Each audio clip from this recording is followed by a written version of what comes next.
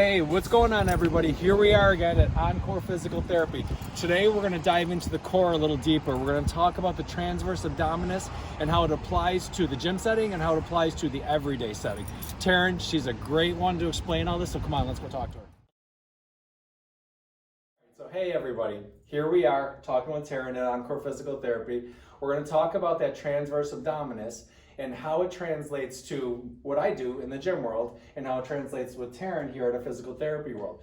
For me, it's real simple. We see the men and women in the gym who have the broad, small waist, broad, and they have the look that everybody's looking for. And we have some simple exercises, usually breathing exercises, to help them to get that to activate. Now, that's great for these people that are working in the gym setting because they've already pretty much established a healthy routine. But what we see out in the real world is a lot of the people that I work with outside of the gym, and probably you as well, the abdominal area is really underactive.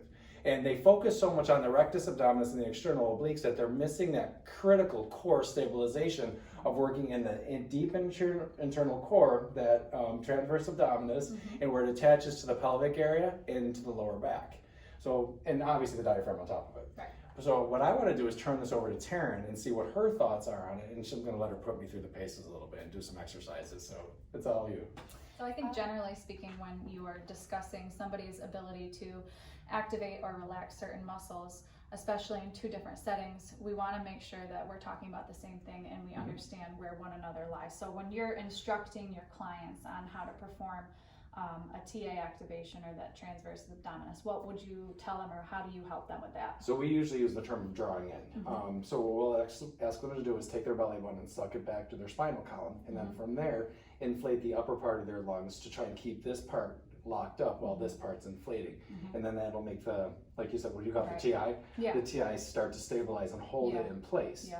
Now, I know we've had some conversations, so tell me your thoughts on that. Right. So typically in my particular setting, I'm seeing people who are high dysfunction.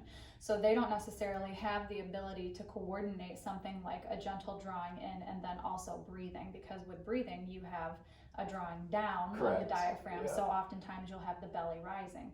So for them, that's a very difficult thing to coordinate. So I've actually found a lot greater success with my particular patients with the bracing, or the I tell them, imagine there's a barrel around you and you're just gently pressing all those muscles out and into that. And oftentimes, you know, we did talk about coordinating movements like a pelvic tilt, and you can use that transverse abdominis as a secondary stabilizer for the pelvis. So if you're having trouble with like pelvic floor dysfunction, we can loop into the gluteals, the adductors, the TA, in order to help kind of like that overflow muscle activity to then get the pelvic floor engaged. Fully stabilizing everything all around. We talked in the last video. Exactly. Your diaphragm, your pelvic floor, the closed can. Perfect. So that's really, it might, if you know, when I take you through my stabilization, it might seem a little weird or maybe kind of moving through it backwards.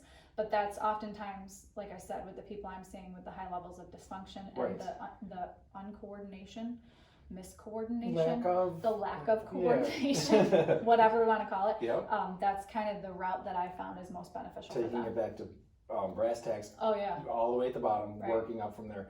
And that's sometimes that you should do that with every discipline in training. If it's strength training, if it's working on core stabilization, everything. You want to make sure you're starting out the ground floor, making sure everything's perfectly stable, balanced before you move on to the next level. So that's why we're here talking, or we're just going to cause injury. So why don't you put me through a couple of things? I will. So this first one we're going to do is pretty elementary. Okay. So it's a basic, it's where we start, so that we're making sure we're turning on the right muscles and the right motor patterns. Cool. So go ahead and lay down on your back again. All right. And bend the knees, and we'll go feet together, and we'll go yoga block. Okay. And you do hands inside those pelvic bones. Yep. Because you want to feel that TA pop up into you. Okay. Exhale, so ribs come down. If you have a little rib flare, we want that fixed. Good. And then our rectus is going to hold that there. Yep, a little bit of a tilt. And then either, I want you to brace. So then brace the abdominals. You do like a 10 count. And then you relax everything. Okay. So this helps our body understand the connections between everything we're doing. and it's an isometric. Yeah, you can feel that. You will get a burn Wow. because you're turning on those deep stabilizers. So a little tilt. Yep. Exhale. Squeeze. Don't forget your ribs. Yep. And then brace. And then brace. Yep. Ow. Mm-hmm. Yeah, that's some work. Mm-hmm. And you should not. Your hamstrings are pretty quiet. You should not feel this at all in the hamstrings. I don't feel if you're my legs at all. cramping, you're doing it wrong. You're pushing on your heels. Yeah. Yeah. They're doing it wrong. This feels. So. I totally feel this in the core. Mm-hmm. That's a good one. Whew. So, Yeah, that's a great one. So the next one And the is. crazy thing, that was the beginner move. Yeah, right? Yeah. The next one is, I mean, we're talking like weeks down the line for Right. a lot of my patients. But, so we'll have you in like a full plank. Okay.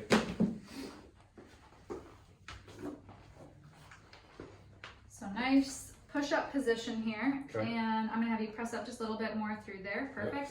And what we're doing here is essentially a pelvic tilt in the plank. Okay. So we're going to, you're a little tucked, so come up a little bit more. Yep. Okay. And so you're gonna think about a lower abdominal activation. So you're tucking your tail underneath you, and then a lower abdominal relaxation. And those erector spinae are gonna kick on. And then we tilt under, and then slow release. Okay. And you can see hopefully from the video, he's keeping his height here. So what we don't want to see is this flopping of the lumbar spine or this teeter-tottering in the back. You want a pure pelvic motion while the rest of the spine is in that nice neutral position. So like I said, that's a pretty advanced exercise. Yeah, pretty advanced. But it's a good one. So. Okay, I'm done. That was awesome. Holy cow. So. That was awesome. And like I said, I mean, there's a whole range that goes between those two. Yeah. But if you know your clients can't handle that type of thing, then So, would a modification of this be knees down? yes, knees on forearms, and that's like we talked about. That's typically where I'm starting my patients. Right. Is in that position, but there's a whole bunch of fun stuff in between. That's awesome. So as you can see, core activation critical. Taryn, expert. Please reach out to this woman. She will give you great advice and help you get this working. Because like we talked in the video before, all movement comes from this area. If you don't have good core control, no matter what you're doing, lifting, walking, jumping, you are not making things better. You're probably making them worse. Talk to you guys soon.